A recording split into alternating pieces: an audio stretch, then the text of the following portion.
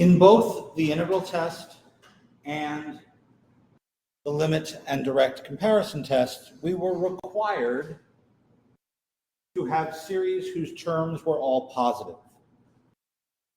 An alternating series is a series that flips back and forth in sign.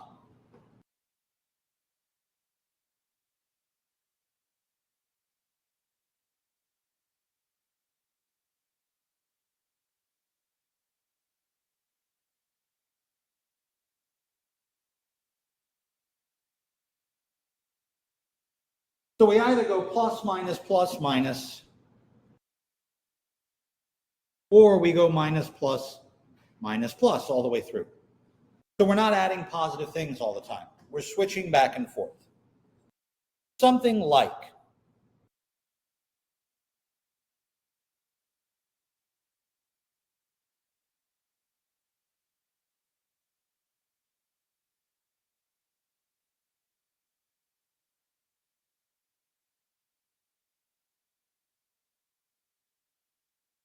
either of these.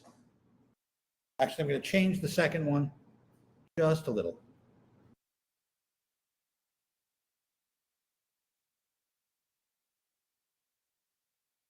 So notice the first of these two, when n is 1, that first term is negative. Second term will be positive, the third negative, and so on. In the right series, the first term is positive. So we have to check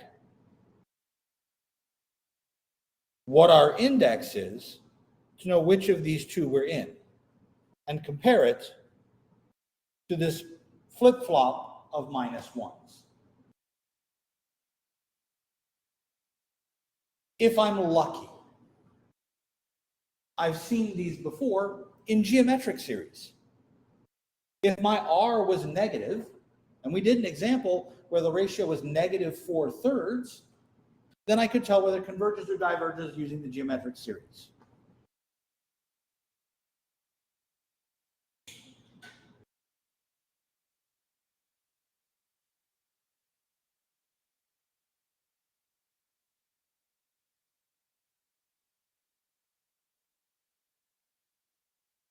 So if the alternating series that I am looking at is geometric, I know whether or not it converges. Neither of the ones that are our examples are geometric.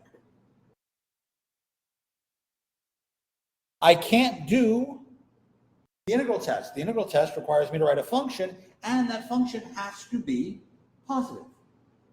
Bigger than or equal to 0 for all x. Bigger than 1. I can't use the comparison test. The comparison test, both comparison, direct, and limit comparison, require me to use series that are strictly non-negative. I'm stuck. If I think it diverges, I could use the test for divergence. So either I have to hope we get a geometric series. No, I don't want to pray for geometric series. Or I have to find some version of what's Sn and take the limit.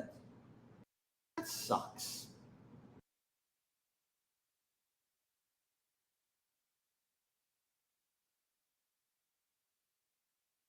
But let's look at these two examples. And let's see if we can figure something out. Let's start with the one on the right.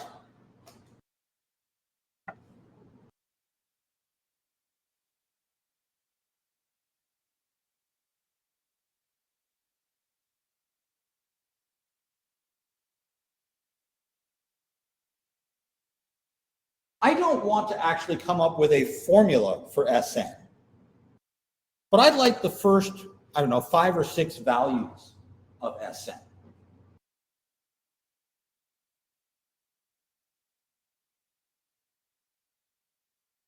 Capital N.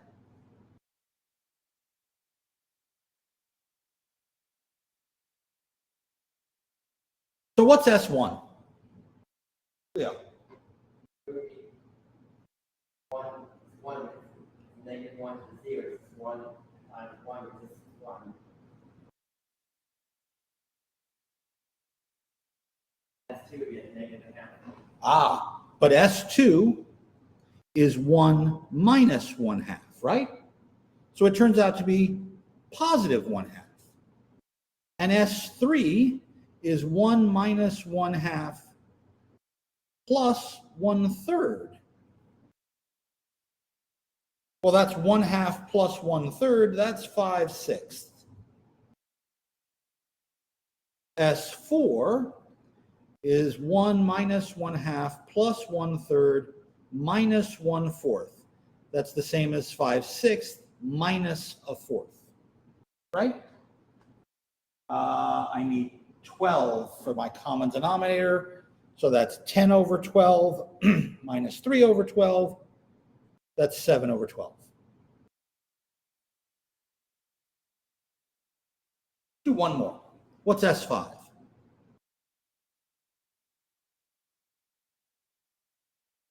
Say again? So I add 1/5, which means I have 7 over 12 plus 1 over 5. That makes my common denominator 60. So this is 35 over 60 plus 12 over 60. That's 47 over 60. That's nasty. But I'm going to draw a picture. Yeah? Are we getting like 1 from S2 if we just adding on, we multiply each? Remember, S is a partial sum. So I take from 1 to 2. So it's the first term and the second term. A2 is minus 1 half. That's the individual term. But S is a partial sum. That's why, I'm adding the first 2 terms, the first 3 terms, the first 4, and the first 5. So would you almost integrate from 1 to 2? But even if I did, the integral doesn't actually give me a value, does it? The integral only gives me the area under the curve, but some of that area is positive, some of it's negative, and this function isn't easy to integrate at all because of that coefficient, minus 1 to the x minus 1. That's going to be a really hard integral, isn't it? So I don't want to do that way. But what I can do is I can say, notice all of these totals.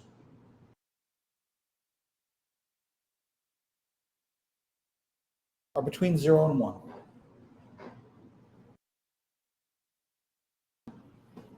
The first number we have, S1, is right here.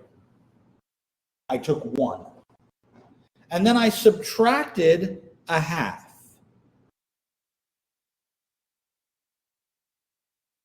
Now let me actually draw this. I start with a total of 0, and then I added 1, and then I subtracted a half. My next number is added on, yes? And it goes to the right.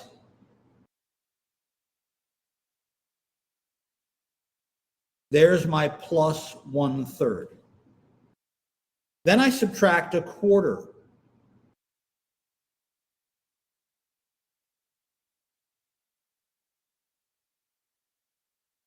And then I add a fifth.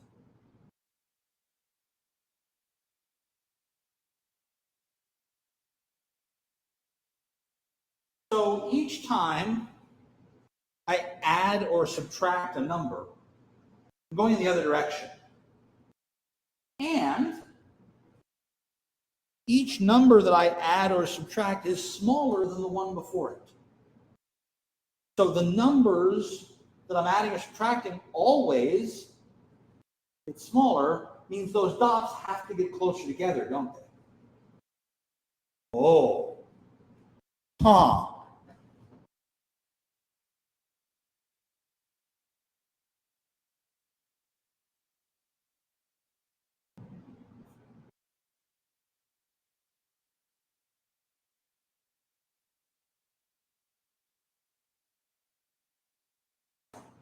Let's try it again.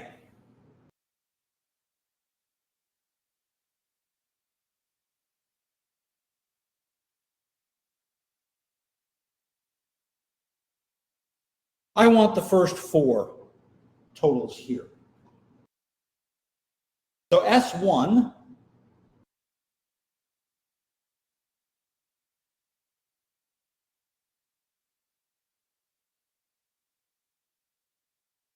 is the first term.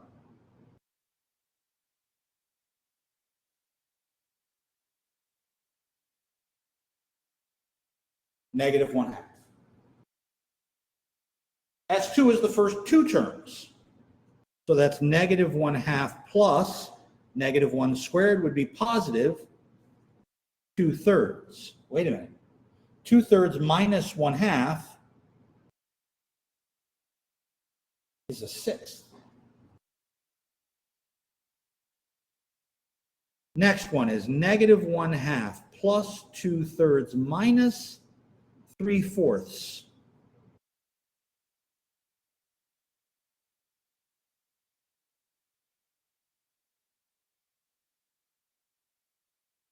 Give it to me as a fraction. Minus 1/12. Oh, you're sure about that? I'm not. You would get minus 6/12 plus 8/12. Minus 9 would be 2/12. Maybe negative 7/12. Aha. 2/12 minus 9/12 is negative 7/12. The next one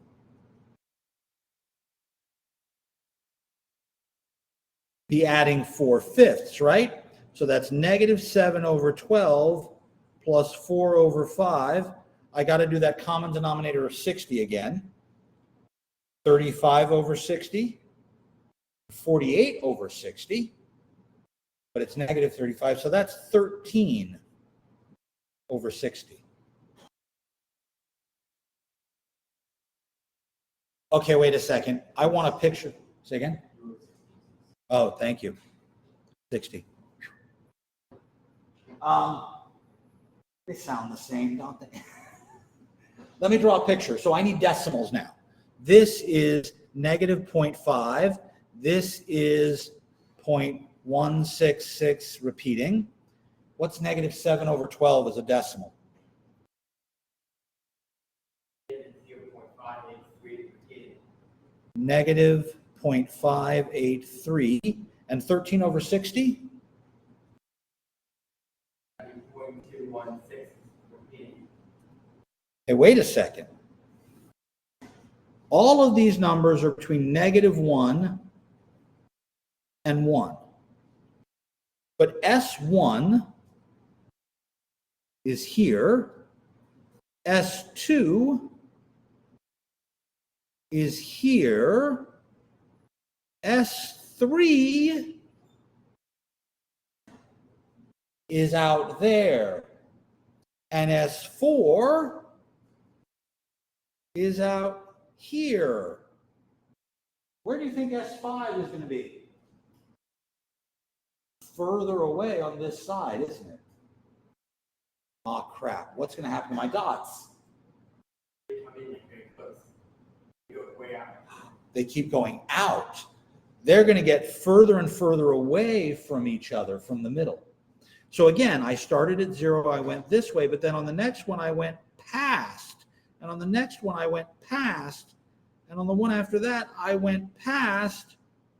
Uh-oh.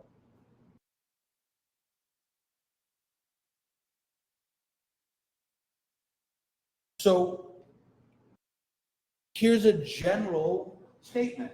The alternating part isn't what's giving me fits. I keep getting further out.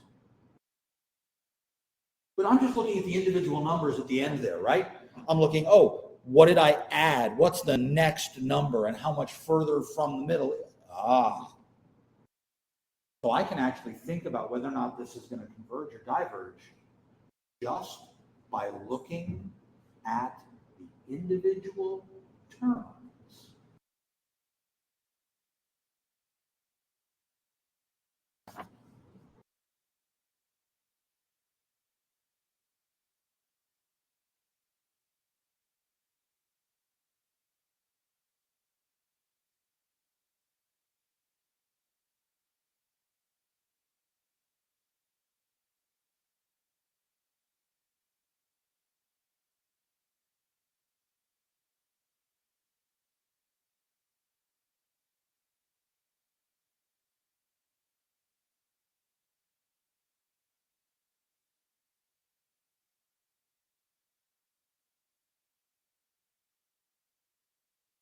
So an alternating series, I don't care whether it goes plus minus or minus plus.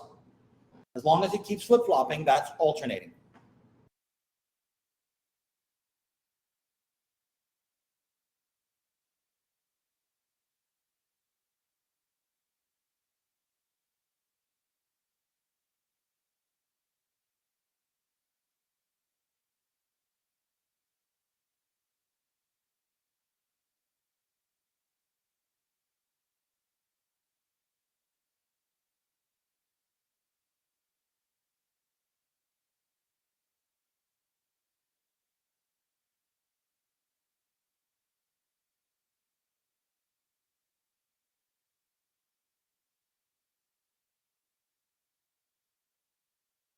If I have an alternating series, strip away the plus and minus part. Just look at the absolute value of the term. If, number one, those terms are getting smaller, the next one is less than the one before it. And the limit of those terms is 0. Then the alternating series converges because I'm stuck in a picture that looks like this one. It keeps going back and forth and back and forth, but it never goes further away. And if the limit is actually 0, then eventually the left set of dots and the right side of dots close in on each other. There's actually a really neat result in higher calculus called analysis about nested intervals, about one interval inside another. And if you think about it, what we're doing is we're defining the left and the right side of an interval.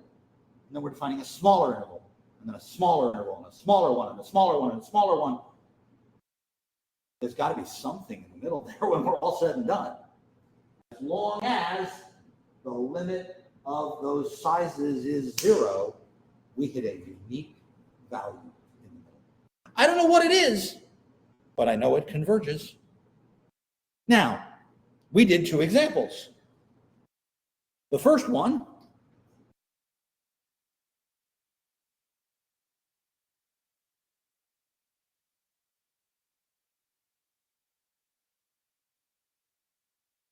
was this one. So that's AN. AN is minus 1 to the n minus 1 times 1 over n. So what's BN? It would be just 1 over n. So now, in the back of my brain, I hear, wait a second, that's special. Come back to that. Now all I have to do is I have to look at these 2 conditions. I tend to look at the limit condition first, because taking a limit is easy. Second condition, what is the limit as n goes to infinity of 1 over n? It damn well better be. If it's anything else, we have a problem. If that limit is anything other than 0, stop right here, because you know your series does not converge by the alternating series test.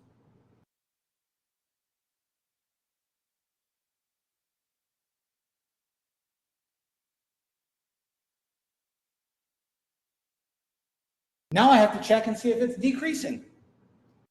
Is 1 over n plus 1 smaller than 1 over n? Yeah, you make the bottom of the fraction bigger, the whole fraction gets smaller.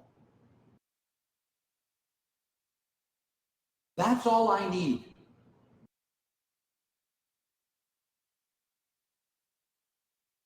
By the alternating series test, again, I'm usually going to abbreviate that. The alternating version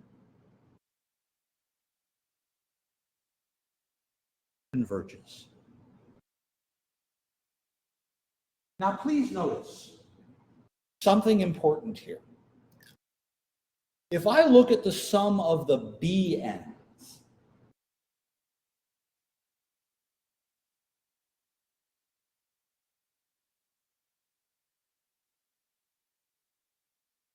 that's the sum of the BNs. That's the sum with the absolute values involved. What do we know about that one?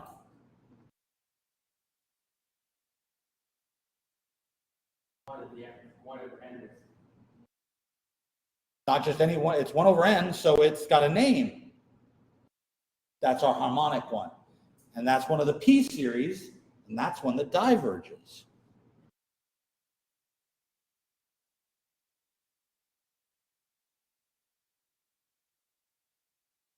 But the one at the top of the screen is the alternating version of the same series. As a matter of fact, we call this one the alternating harmonic, and it converges. Because Bn is the absolute value of the ANs. So I take the absolute value of this thing.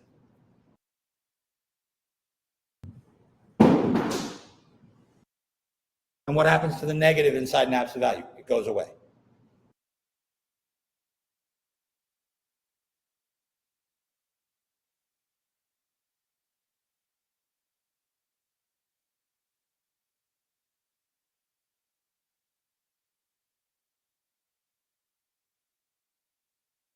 So alternating series can behave differently than the all positive version. And the harmonic is one of the big ones here. The alternating harmonic converges, but the regular harmonic diverges.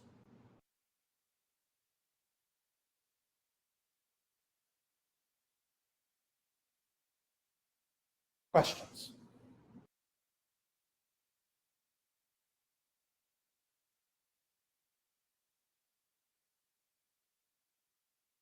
I don't have to do an integral. I don't have to find another series to compare it to. I don't have to do any of that shit. If it alternates, all I have to do is take an absolute value and do a limit, show it's decreasing. That's it. I like this one.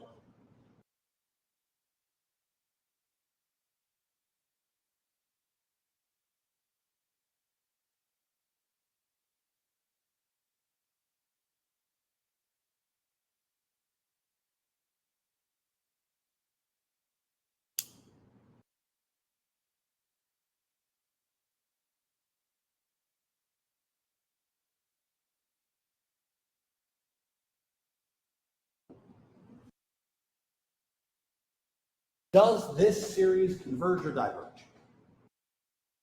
That's basically the question we're asking all chapter long. Hey, here's a series.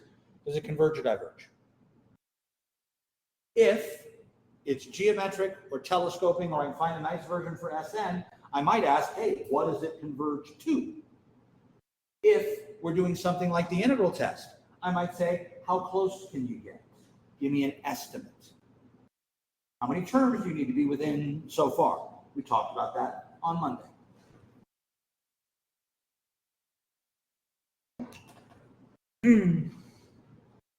Hold that thought, Leo. People are still writing.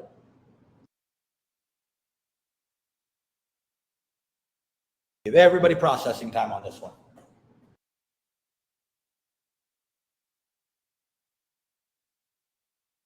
You're squinching. What's up? Is that n to the n? No, that's -1 to the n. Sorry, -1. Oh God, n to the n is going to be insane. Let's not do that one. No, I want this to alternate. I'm just right back. My minus and my 1 kind of glued together there. Sorry. Sloppy penmanship. I want you to imagine what would be happening if I wasn't writing with a pen that forced me to go slower. It's the whole reason I don't do notes on my iPad. You'd never be able to reach.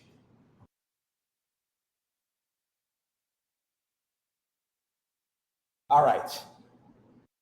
The term inside the series is AN. So what's BN? It's 3n over 4n minus 1. I just throw away the alternating part because that's a 1 inside an absolute value. I need to check 2 things. I need to know if that is decreasing. I need to know if its limit as n goes to infinity is 0.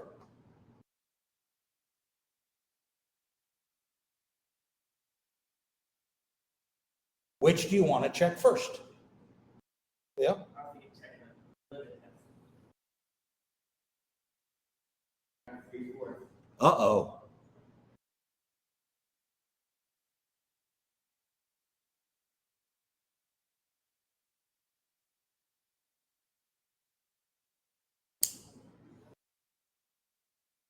Stop right there. This does not converge.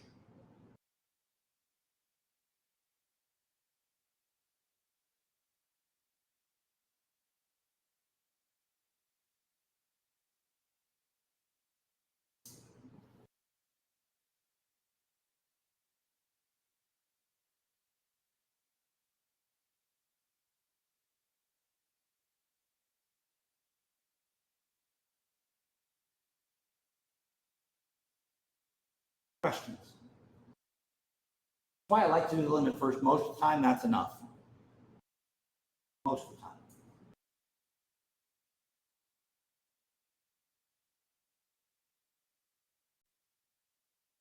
I realized just now, in hindsight, right here, I made the same comment I made yesterday with the comparison tests. This should have a little asterisk next to it. What did we end up saying yesterday in the comparison test? AN had to be less than or equal to BN, or AN had to be bigger than or equal to BN. Not for all N, but from some point forward.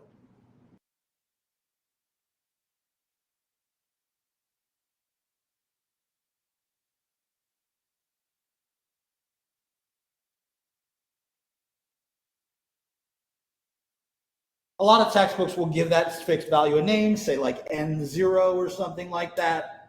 I don't care, just from some point on. Now, in this case, this example, it was true for all values of N. But here's another example.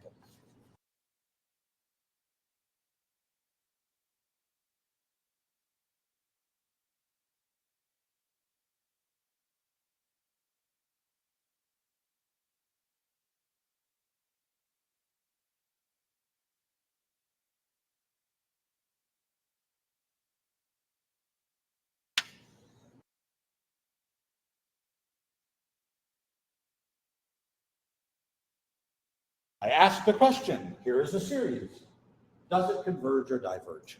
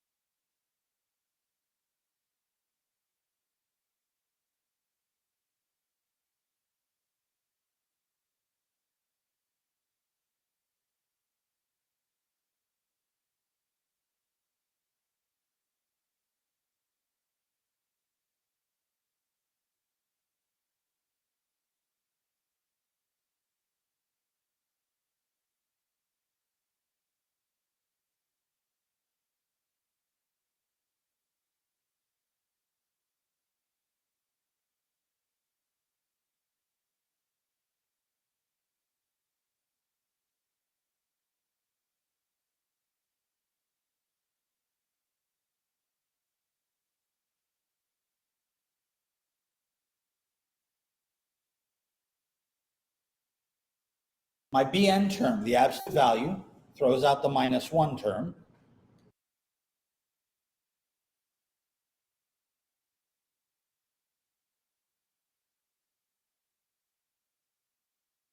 And if I work with the same premise, I can take the limit.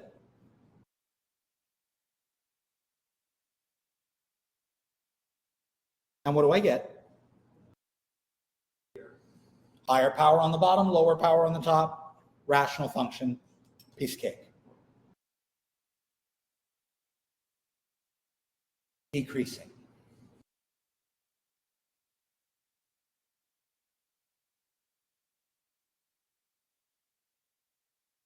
Okay, here's my problem.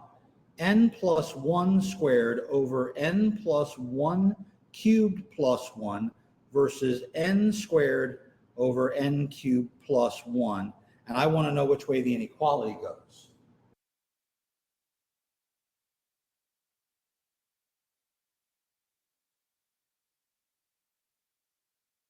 I don't want to do that. And I even used inequalities to make my unhappy face. It's not quite a Mr. Yuck button, but it's still in there. Ew, I don't want to do this.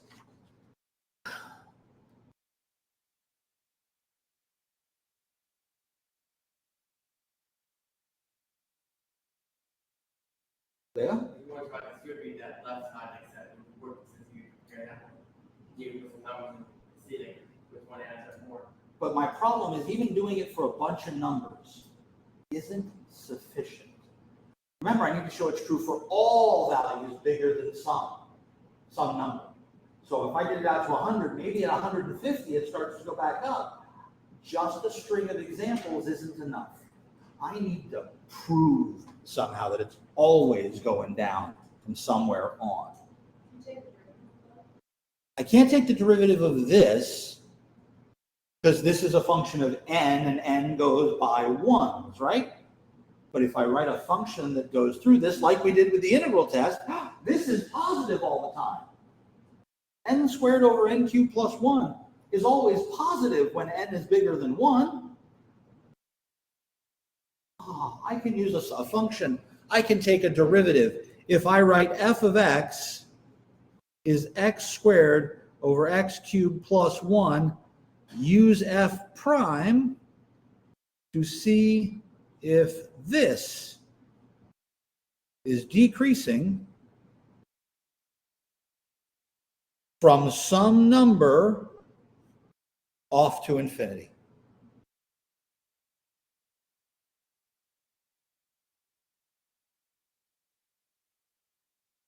In other words, if I make a sign chart and the rightmost column in my sign chart is a plus, sorry, then it would be going up. Minus, it'll be going down. All I need is a sign chart, which means I need f prime. Out rips the quotient rule, do f prime. If you really don't like the quotient rule, you can bring it up, put it in a -1 and do the chain rule. I think that's worse this time.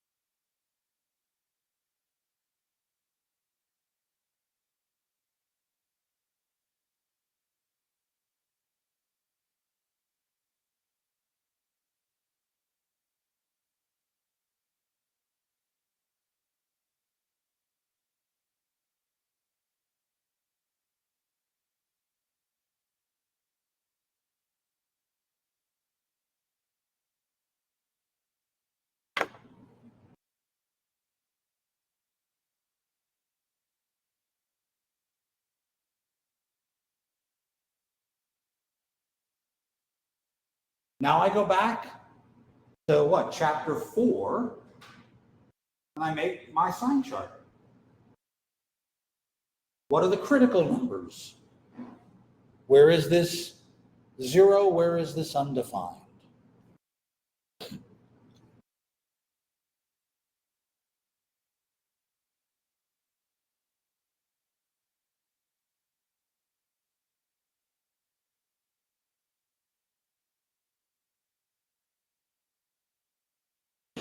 Excuse me.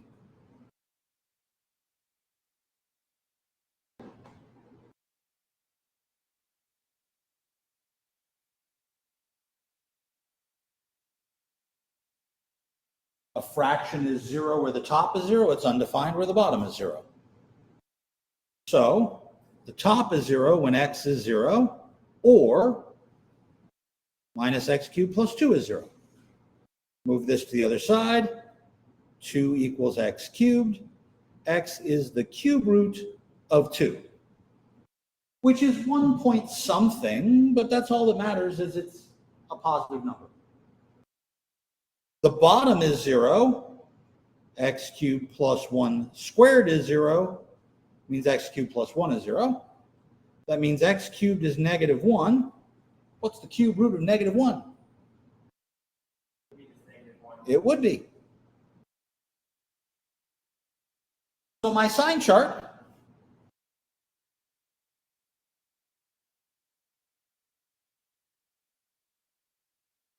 looks like this.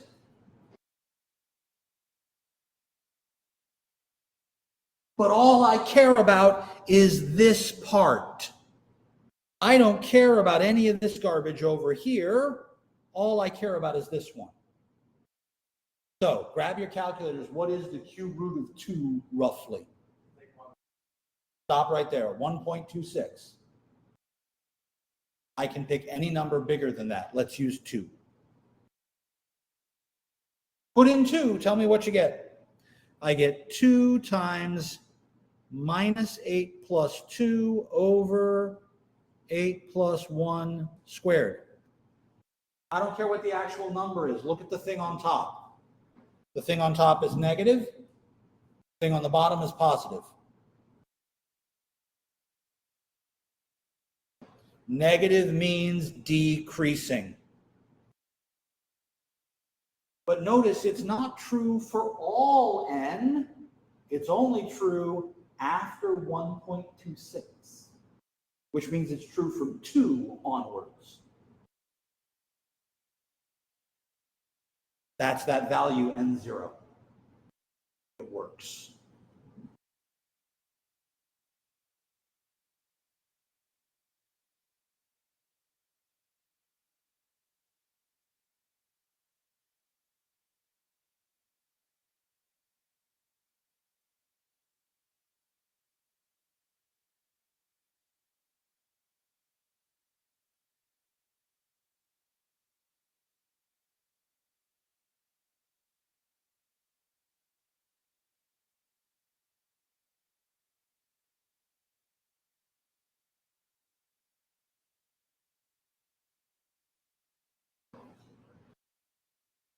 That means I've satisfied both criteria.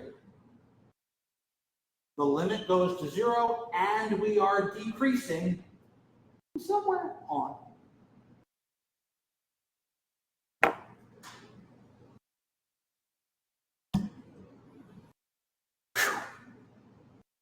You see, the checking for the decreasing took a lot longer than the limit. That's why I tend to do the limit first, because it's less work. And if the limit is wrong, not 0, stop. Don't even bother checking decreasing. Only check decreasing after you know, hey, this does have a limit of 0. Questions? Yes, sir. So if you chose like 3 for the n instead, would you change that answer for? Here? Yeah. No. Where do you get that? Because the value of this is 1.26, right? Yeah. So I just go to the next whole number past 1.26. If I'd picked 17 here, I'd still use 2 here. Could you get closer to that value that you had, you put in 1.5? Absolutely. But n is a whole number. And that's why down here I use whole numbers, because that's part of our series, right? And series counts by 1. There are computer science people where series count by other things. You step in your loops, and that's coding. I'm not doing any of that.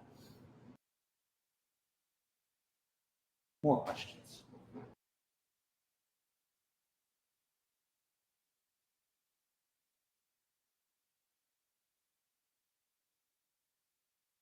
When we did the integral test, we were able to say, oh, you can look at the remainder and the integral, and you can use them to figure out how close you've gotten. Well, it turns out that for alternating series, The remainder is even easier.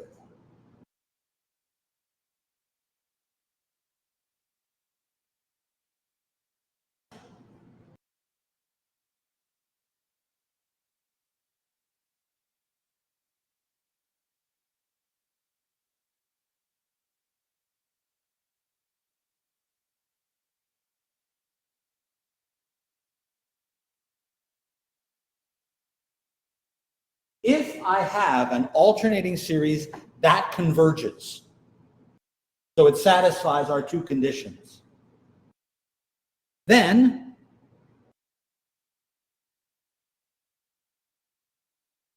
the absolute value of Rn is less than or equal to Bn plus 1, the absolute value of An plus 1.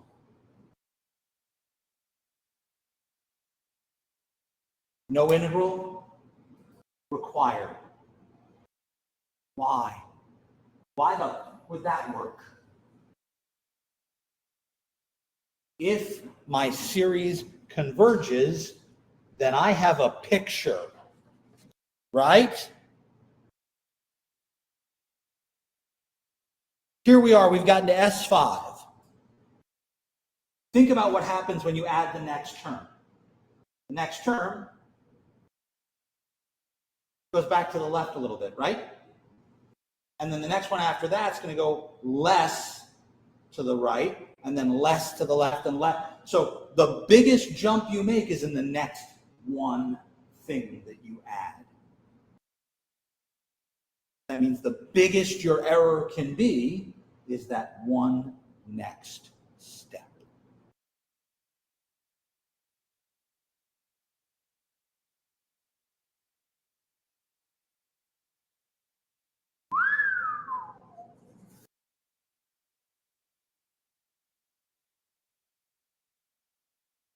Now, again, one of the questions is, so what? How does this help me?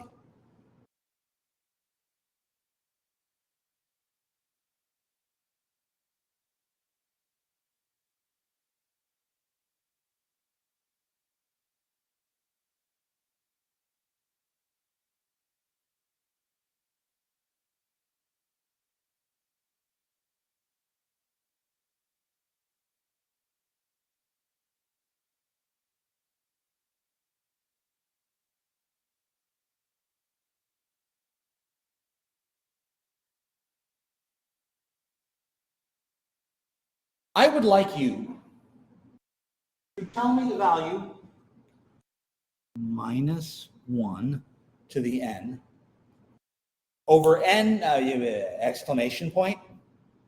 The hell's an exclamation point? Factorial means multiply downward.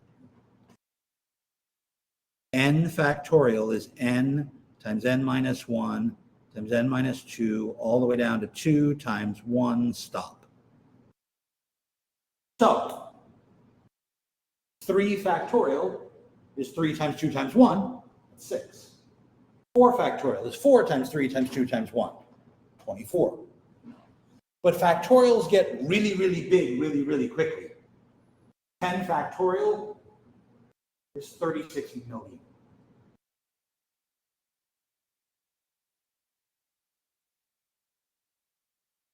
That's an alternating series. It's getting smaller. It converges. The limit is 0. 1 over stuff, right? Stuff gets bigger. The limit is smaller. I'm good with that.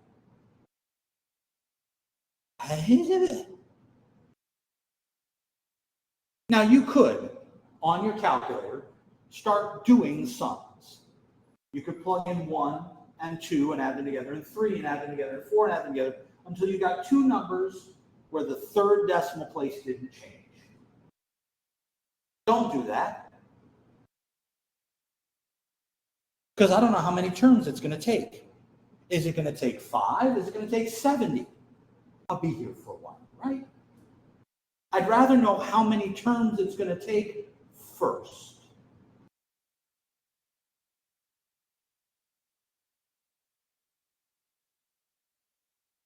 .001 is 1 over 1,000. I want the remainder to be less than or equal to that number.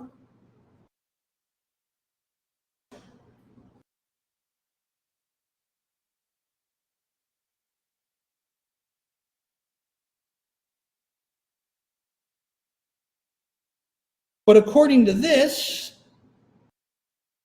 Rn is 1 over n plus 1 factorial. What happened to the minus?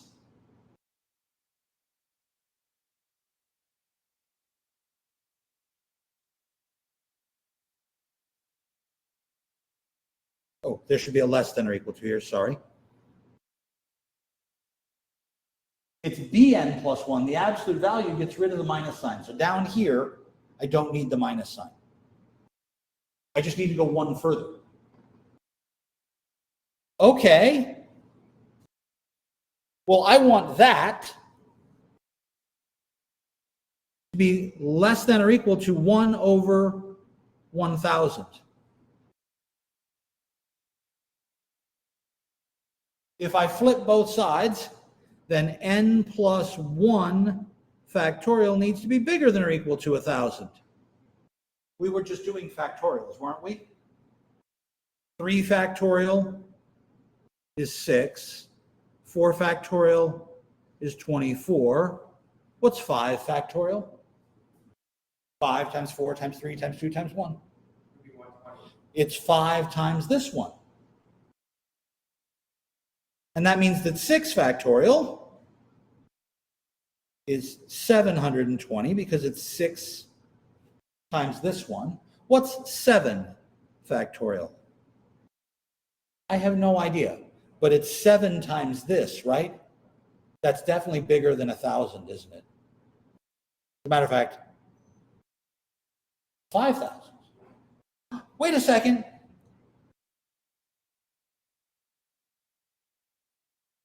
That means n plus 1 is 7. So n is 6. If I want to get the answer correct to within 1 in 1,000, I only have to add up 6 terms. That's much less work than it could have been.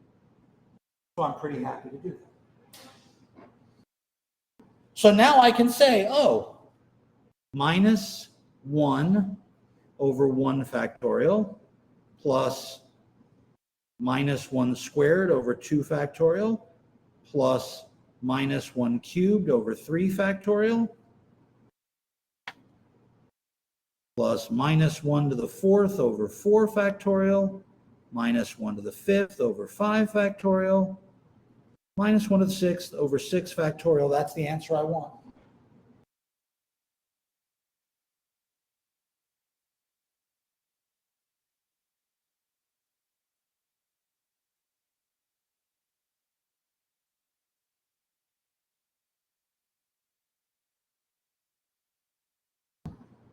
Ta-da! I know the answer.